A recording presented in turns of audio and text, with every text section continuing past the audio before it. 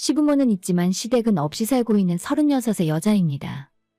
남편은 올해 40으로 공무원 13년 차이고 결혼한 지는 7년이 되었네요. 부부 사이에 4살 딸을 키우면서 세 식구가 아주 행복하게 잘 살고 있습니다. 저희는 진작에 시댁과 인연을 끊고 1년 내내 전화 한 통 문자 한 번 없이 지내고 있어요. 당연히 저는 시부모를 안 보고 사는 것이 속편하고 좋은데 남편 입장에서 낳아주시고 길러주신 친부모님과 인연을 끊고 손절하는 것이 쉬운 일은 아니었을 거예요. 그래도 남편에게는 저와 우리 딸과 함께 이룬 가정을 지키는 것이 먼저였기 때문에 독하게 마음을 먹었고 그 덕분에 지금까지 별탈 없이 지낼 수 있었다고 생각해요. 앞으로도 저희가 먼저 시부모님에게 마음을 열게 될 일은 없을 것 같지만 오늘은 왜 부모 자식 사이가 이렇게 될 수밖에 없었는지 말씀을 드리기 위해 사연을 보내게 되었어요. 저희 시댁이 조금 형편이 어려웠습니다. 예전부터 지금까지 한결같이 그랬었고 지독한 가난에는 시부모님이 원인이었다고 봐요. 시아버님이 약주를 좋아하시고 그놈의 약주 때문에 당신 인생과 건강까지 많이 갉아먹었습니다. 술 때문에 직장 생활도 제대로 할 수 없어서 멀쩡히 다니던 회사 그만두고 일용직 건설 현장 일을 하셨고 아마도 지금까지 그렇게 하시는 걸로 알아요. 시어머니 역시도 아버님과 크게 다르지 않아서 적게 일하고 많이 노는 걸 좋아하세요. 술 때문에 아버님처럼 사고를 친 적은 없지만 두 분 모두 제대로 된 직장 없이 이것저것 잡히는 대로 하시다 보니 집안에 항상 돈이 없을 수밖에 없었죠. 부모님이 그 모양이라 본인들 앞가림하기 바빠서 하나뿐인 자식이었던 제 남편에게 제대로 된 지원조차 해주신 적이 없다고 해요. 지금 역시도 노후 준비는커녕 사는 집조차 해결이 안 되어 있고 일단 잡히는 소득이 거의 없으니 정부 지원받아서 임대주택에서 살고 계십니다. 구구절절하게 남편의 지난 사정 다 이야기하면 오늘 사연이 너무 길어질 것 같아서 생략하고 아무튼 책임감 없고 능력도 별로 없는 부모 밑에서 고생 많이 하면서 자랐어요. 그래도 한 가지 다행인 건 학창시절에 삐뚤어지거나 비행청소년이 되지 않았고 본인이 이 어려운 집안 형편을 벗어날 수 있는 방법은 오직 공부밖에 없다고 생각했답니다. 서울에 있는 좋은 대학에 갈 수 있는 성적이 되었지만 집 근처에 국립대를 들어갔고 대학 졸업하기도 전에 공무원 시험에 합격을 해서 군대 다녀오고 졸업하자마자 바로 사회생활을 시작했어요. 20대 중반부터 지금까지 한눈 팔지 않고 우직하게 일만 하면서 살았고 그래서 공무원 월급이 적다고는 말하지만 연차가 쌓이니 먹고 사는데 큰 지장은 없었답니다. 저는 아이 낳기 전에는 사무실 다니며 일을 했었는데 육아휴직 2년 하고 났더니 다시 복직해서 일할 조건이 안 되었어요. 회사에서는 제가 복직하고 싶으면 강제로 타 지역 근무를 강요했고 아이와 남편과 떨어져 지낼 수 없어서 울며 겨자 먹기로 사직서를 내고 그만뒀습니다. 지금은 아이 어린이집 보내놓고 낮 시간에 약국에서 보조로 일을 하고 있는데 꽤나 적성에도 잘 맞고 시급도 많이 쳐주는 편이라 즐겁게 일하고 있어요. 연애를 2년 정도 하고 결혼을 결심하게 되었을 때 남편이 제게 고백을 할 것이 하나 있다고 말하더라고요. 미안한데 지금부터 내가 하는 이야기 듣고 너가 결혼할 마음이 바뀔 수도 있다고 생각해. 만에 하나 그렇다고 해도 원망하지 않으니까 너 결정에 따를 거야. 우리 부모님 지금은 일을 안 하시는 상태고 매달 내가 생활비 보내드려야 해. 말도 안 된다는 소리인 줄 알지만 부모님을 완전히 외면하고 살 수는 없을 것 같아. 너가 나랑 결혼 못하겠다고 해도 이해할게. 지금 생각해보면 남편이 어떤 생각으로 저런 말을 했을까 싶어서 제 마음이 아픕니다. 그때도 조금 충격적인 말이라서 솔직히 당황스럽긴 하더라고요. 남편이 연애 시절에 자기 집안 이야기하는 걸 굉장히 꺼렸기 때문에 정확한 사정은 모르고 있었지만 형편이 좋지 않고 부모와 사이가 별로 안 좋다는 것 정도는 예상하고 있었죠. 그런데 매달 생활비를 드려야 하고 그래서 저축을 많이 못하고 살았다는 말을 처음 들었을 때는 걱정이 앞섰습니다. 7년 전 결혼할 때 당시에는 매달 60만 원씩 시부모님에게 보내드리고 있었고 물론 그뿐만 아니라 각종 핑계를 대며 남편에게 돈을 뜯어갔기 때문에 마이너스 통장까지 갖고 있었어요. 이런 조건으로만 보면 남편과의 결혼은 하지 않는 것이 맞았습니다. 모아놓은 돈도 별로 없고 안 그래도 뻔한 공무원 월급인데 거기에 매달 적지 않은 금액을 시부모에게 보내드려야 했으니까요. 그때는 시부모님이 환갑이 되기도 전이었는데 아직 충분히 젊은 나이에 일을 안 하시고 자식에게 손을 벌리는 모습이 이해가 가질 않았습니다. 우리 친정부모님은 평범하신 분들이지만 한평생 열심히 일을 하셨어요. 지금도 아빠는 매일 아침 직장에 출근하고 계시고 엄마는 20년 넘게 동네에서 작은 옷가게를 운영하시거든요. 친정이 부유한 건 아니지만 시댁에 비해서는 하늘과 땅 차이입니다.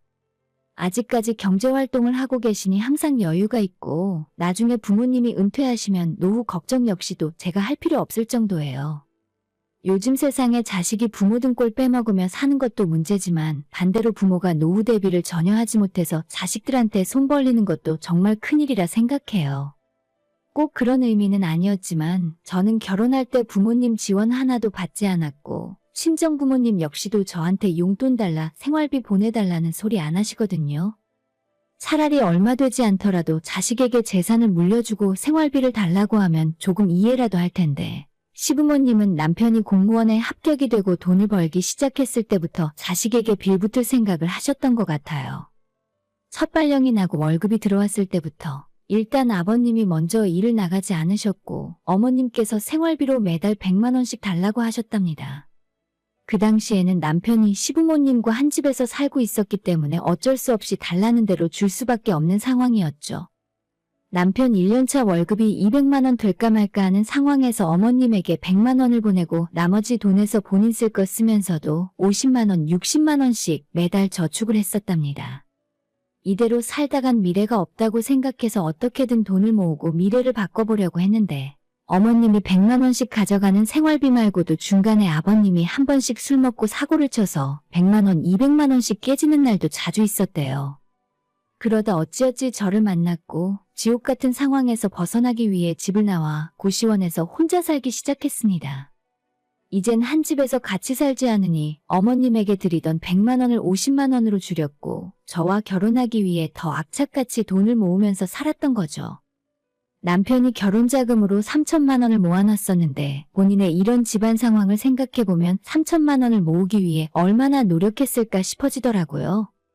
제가 결혼 직전 모아둔 돈이 5천 정도 있었고 예단 예물 심지어 결혼식까지 전부 생략한 뒤에 웨딩 촬영 딱 하나만 하고 결혼하고 살았어요. 가진 거 별로 없이 시작했지만 결혼해서 열심히 살다 보니 사라지더라고요.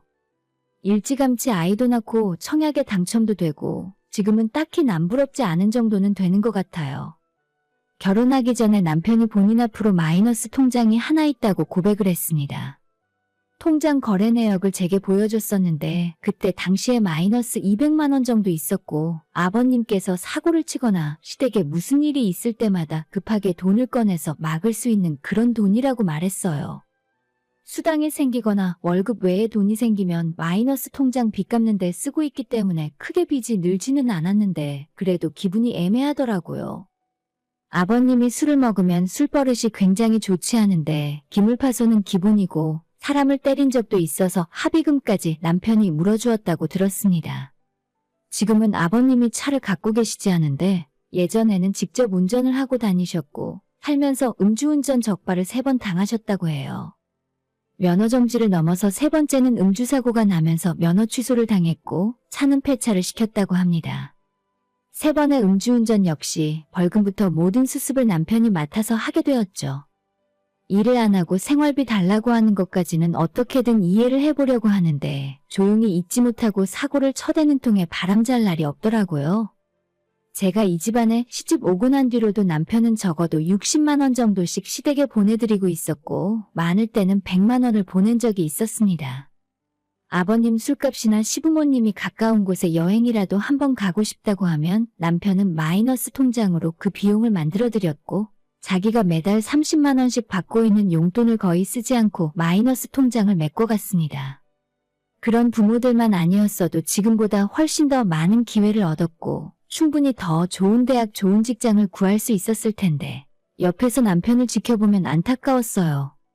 머리도 좋고 성실하고 착하기까지 한 사람이라서 본인 능력을 다 발휘하지 못하고 사는 것 같았어요.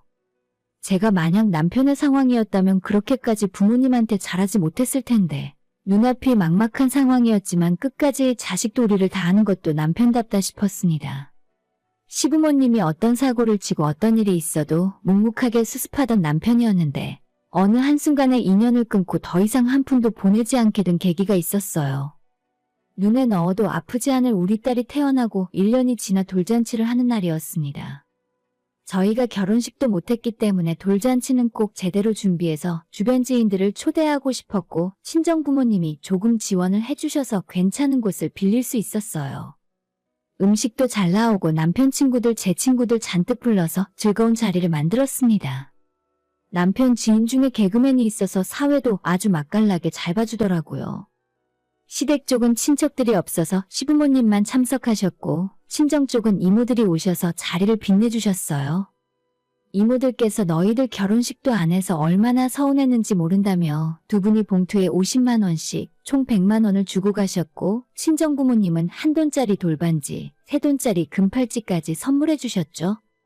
그런데 역시나 시부모님은 아무것도 가져오지 않으셨고 사실 저도 기대 안 했어요. 그냥 오셔서 즐기다 가시는 걸로 만족했습니다. 돌잔치했던 그곳이 음식이 잘 나오기로 유명한데 특히 해산물이 많이 있었습니다. 회가 몇 종류 있었는데 시아버님이 여긴 술안주가 많아서 좋다면서 행사 진행과는 전혀 상관없이 술을 엄청 드시기 시작했습니다. 제가 기억하기로는 소주를 3병 넘게 드셨고 맥주도 몇 병 드셨어요. 그 모습을 보는 저와 남편뿐만 아니라 친정부모님도 걱정을 많이 하셨지만 시부모님은 아랑곳하지 않으셨죠. 돌잔치 행사 마지막으로 경품 추첨을 진행하고 있었는데 저희가 정성스레 준비한 선물이 많이 있었습니다. 로션이나 향수도 있었고 스타벅스 머그컵이나 치킨 기프티콘 같은 것도 있었죠. 그 중에 1등 상품으로 야심차게 준비한 20만 원짜리 양주가 있었는데 시아버님이 그 양주가 갖고 싶으셨나 봐요. 돌잔치 행사 내내 흥미도 없이 등 돌리고 앉아서 술만 드시고 계시다가 경품 추첨하는 시간이 되자 적극적으로 관심을 보이셨어요. 와주신 모든 분들이 상품을 하나씩 가져갈 수 있게 5등부터 1등까지 추첨을 하고 나면 나머지 분들에겐 쿠키 세트를 준비해 놨는데 2등까지 추첨이 끝나고 1등만 남은 상황이었죠. 아버님이 주변에 다 들리시도록 본인 번호를 외치고 있다가 마지막 1등 추첨은 저희 부부가 딸과 함께 같이 번호가 적혀있는 종이를 뽑았습니다. 사회자가 종이를 받아들고 1등 당첨번호를 이야기했는데 아버님이 아닌 제 친구 중에 한 사람이 1등에 당첨이 되었어요. 다들 웃고 깔깔거리며 축하한다고 말을 하는 와중에 어디선가 욕설이 들려왔습니다. 에이씨 꽝이네. 아무것도 안 되잖아. 실제로는 욕을 좀 더 하셨는데 그때를 떠올리기만 해도 등에 식은땀이 흐르는 기분이라 차마 글로 쓰기도 싫어지네요. 흥겹게 웃고 떠들던 돌잔치 분위기가 일순간에 정적에 휩싸였어요. 진짜 말 그대로 싸하다는 말이 무슨 소리인지 알겠더라고요. 남편도 더 이상은 참을 수 없었는지 아이를 저한테 맡겨두고 시부모님을 모시고 나가려 했습니다. 아버지 술 많이 드셨어요. 이제 그만 드시고 먼저 들어가세요. 그 자리에 와주신 모든 분들이 저와 남편의 눈치를 보기 시작했고 솔직히 말해서 쥐구멍이라도 있으면 들어가서 숨고 싶었습니다. 안 가고 술을 더 드신다고 하는 시아버님을 남편이 거의 끌고 나가다시피 부축을 해서 모시고 나갔는데 아버님께서 분이 풀리지 않았는지 끝까지 한마디 더 하셨습니다. 아들도 아니고 딸인데 뭐 잘났다고 사람들을 이렇게 모아서 돌잔치를 하냐? 쟤만 안 태어났어도 우리 집안 형편이 훨씬 좋았을 텐데. 이게 아이 돌잔치하는 날에 시아버지로부터 들을 수 있는 말인가 제 귀를 의심했습니다. 남편이 그 자리에서 아무런 말을 하진 않았는데 아버님 끌고 나가는 속도가 훨씬 빨라지더라고요. 그 뒤로는 어떻게 돌잔치를 끝까지 마무리하고 손님들을 배웅했는지 기억도 나지 않습니다. 아버님을 택시 태워 집으로 보내놓고 어머님은 그 와중에 뷔페 음식을 싸가다가 직원에게 제재당하고 완전 환장의 대혼돈이었어요. 당장에라도 울고 싶은 기분이었지만 눈물을 흘리진 않았습니다. 남편이 저한테 너무 미안해하고 있었기 때문에 제가 울면 남편이 더 곤란해할 것 같았어요. 집에 돌아와서 아이를 재워놓고 대충 짐 정리를 하고 있을 때 남편이 이제 본인도 자식 노릇 할 만큼 했다면서 이제 그만하겠다고 선언하더라고요. 더 이상은 못하겠어. 당신한테도 너무 미안하고 우리 딸을 생각해도 저런 할머니 할아버지는 방해만 될 것 같아. 앞으로 우리 부모님은 없다고 생각하고 살자. 내심 결혼 생활을 하면서 시부모만 없다면 얼마나 행복할까 하는 상상을 몇 번이나 하고 살았는지 몰라요. 그런데 남편 입으로 부모와 인연을 끊겠다고 하니 제 마음도 흔들렸습니다. 다음날 날이 밝자마자 남편이 시댁에 가서 단판을 짓고 온다 했고 그렇게 남편을 기다리는 3시간이 너무 길게 느껴졌어요. 마침내 돌아온 남편의 얼굴 한쪽이 빨갛게 부어 있었고 누가 봐도 아버님이나 어머님에게 손찌검을 당한 것 같았습니다. 남편은 이제 괜찮다면서 앞으론 자기 부모에게 연락 오는 일도 없을 거고 매달 보내드리던 생활비도 드리지 않아도 된다 말했습니다. 그때까지만 해도 반신반의하고 있었는데 정말 그날 이후로 명절이 되면 친정에 가서 보냈고 시부모님 생신에 전화 한 통 하는 일이 없어졌어요. 솔직히 조금이라도 제게 잘해주시거나 좋은 기억이 남아있었다면 완전하게 칼로 자르듯 끊어내긴 쉽지 않았을 텐데 한 번도 좋은 시부모님이거나 좋은 할머니, 할아버지 노릇을 해주신 적이 없었죠. 그저 이번 달에는 얼마를 보낼 수 있는지 자식과 며느리를 돈으로만 생각하시고 쪽쪽 빨아먹을 궁리만 하셨으니까 연을 완전히 끊어버린 지금에 와서도 전혀 후회되질 않네요. 아직도 저는 몸이 피곤한 날에는 돌잔치 그날에 악몽을 꾸곤 해요. 친구들, 직장 동료들 다 보고 있는 자리에서 시아버님의 말 한마디에 모든 사람이 정적이 되고 저만 쳐다보고 있는 꿈이죠. 예전에는 결혼식을 못한 것이 조금 서운함으로 남아있기도 했었는데 돌잔치를 해보니 결혼식을 했더라면 더 큰 사건이 있었을지도 모르겠다 싶네요. 돌잔치가 저희 부부와 우리 딸에게 얼마나 중요한 날이었는데 그날 술에 취해 망쳐버릴 수가 있는지 너무 화가 납니다. 자식들에게 보태주고 도움은 주지 못할 망정 발목 잡지는 말아야죠. 남편과 저는 앞으로도 계속 우리 세 식구와 친정부모님만 잘 챙기면서 살 겁니다. 저희가 돈 안 주겠다고 하니 시부모님도 저희를 찾지 않으시는 걸 봐서는 자식에 대한 혈육의 정보다 돈이 더 중요하신 것 같네요. 오늘의 사연은 여기까지입니다. 구독과 좋아요, 알람 설정 부탁드려요. 다들 행복하시고 좋은 하루 되세요.